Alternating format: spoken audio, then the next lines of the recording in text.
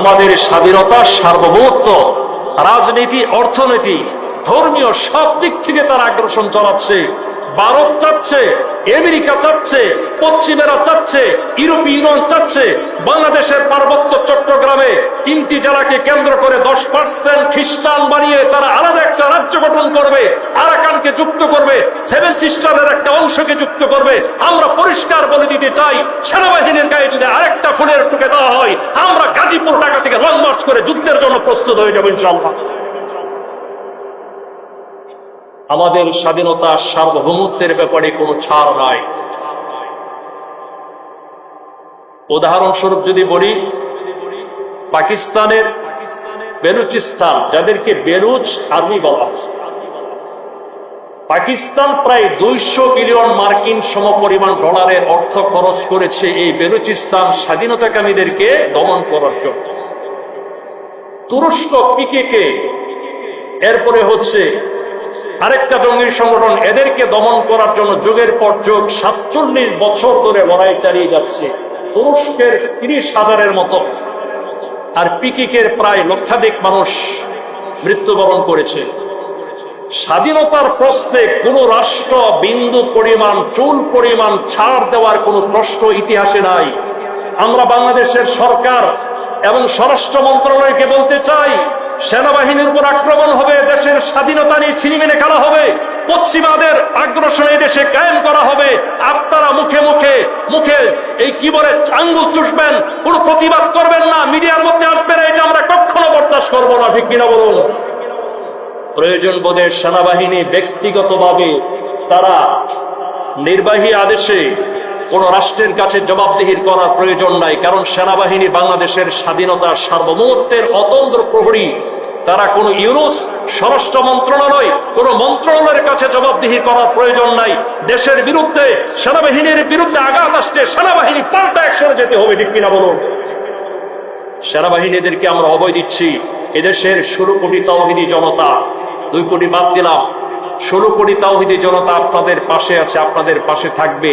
যে কোনো সময় আপনারা ডাক দিবেন, আমরা আমাদের জান মাল অর্থ দিয়ে আপনাদেরকে সাহায্য করবো ইনশাআল্লাহ। দেশপ্রেম বড় ঈমানের অঙ্গ, হুব্বুল ওয়াতানি মিনাল ঈমান। এজন্য আমরা দেশকে মহব্বত করব, দেশের বিরুদ্ধে যে কোনো ষড়যন্ত্রকে আমরা নস্যাৎ করে দেব ইনশাআল্লাহ। দ্বিতীয় বিষয়, আপনারা জানেন গতকালকে সর্বশেষ ঘটনা, পৃথিবীর 40টা রাষ্ট্রের 45টা ত্রাণবাহী জাহাজ, যাকে বলা হয় গ্লোবাল সমুদ ফ্লোটিলা, প্রায় 500 মানবাধিকার কর্মী, দুঃসাহসী নাবিক, তারা দীর্ঘদিন গাজার অবরোধ ভাঙ্গার লক্ষ্যে শত শত মাইল পাড়ি দিয়ে যখন ইসরায়েলের জলসীমায় প্রবেশ করে, তখন ইসরায়েলের বর্বর সন্ত্রাসী বাহিনী তাদেরকে গ্রেফতার করে, তাদেরকে আক্রমণ করে গ্রেফতার করে নিয়ে গেছে। এটা আমরা জানি। গাজার নিরন্ন নিরস্ত্র মানুষ, প্রতিদিন শত শত মানুষ অনাহারে ধুকে ধুকে মৃত্যুর মুখে পতিত হচ্ছে। এই মানুষগুলো বিশ্বের বিভিন্ন এলাকা থেকে তারা জাহাজ ভর্তি করে ত্রাণ সামগ্রী নেওয়ার পথে এই বর্বর সন্ত্রাসীরা তাদেরকে অ্যাটাক এবং আক্রমণ করার পাশাপাশি গ্রেফতার করে নিয়ে গেছে। আমরা যতই প্রতিবাদ করি, যতই বিক্ষোভ করি, কোনো কিছু কাজে আসতেছে না, কাজে হবেও না। যেখানে পৃথিবীর মরল আমেরিকা সরাসরি তাদেরকে সাহায্য করতেছে। আপনারা আরো তথ্য জেনেছেন, বিগত 2 দিন আগে আমেরিকার B2 স্পিরিট বোম্বার বিমান এবং তেল ট্যাঙ্কার সহ তারা অসংখ্য যুদ্ধ বিমান কাতারের ঘাঁটিতে মোতায়েন করেছে। কাতারে মোতায়েন করার পর আমেরিকার প্রেসিডেন্ট বলেছে, যদি কেউ কাতারের উপর আক্রমণ করে তাহলে সরাসরি আমেরিকার উপর আক্রমণ করা। তার মানে তারা নতুন করে ইরান অথবা ইয়েমেন অথবা আফগানিস্তানের উপর আক্রমণ করার একটা নীল নকশা বাস্তবায়ন করে ফেলেছে। এজন্য যেহেতু আমেরিকা ইসরায়েলকে সর্বতোভাবে সাহায্য করছে, পৃথিবীর মুসলিম রাষ্ট্রগুলো, অমুসলিম রাষ্ট্রগুলো ইচ্ছা করেও আমরা তাদের সাথে আমরা কুড়িয়ে উঠতে পারতেছি না।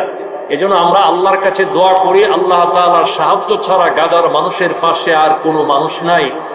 এই যে ফ্লোটিলাকে স্পেন, ইটালি, তুরস্কের যুদ্ধজাহাজ নিরাপত্তা দিয়েছিল আন্তর্জাতিক জলসীমা পর্যন্ত, যখন ইসরায়েলের জলসীমায় প্রবেশ করেছে, এর আগে ইটালির যুদ্ধ বিমান পালিয়ে গেছে, যুদ্ধজাহাজ পালিয়ে গিয়েছে, তুরস্ক আর স্পেনেরও যুদ্ধ জাহাজগুলো সরে গিয়েছে। তার মানে হচ্ছে গাজার মানুষের পাশে কেউ নাই একমাত্র আল্লাহ তাআলা ছাড়া আর আমাদের দোয়া ছাড়া।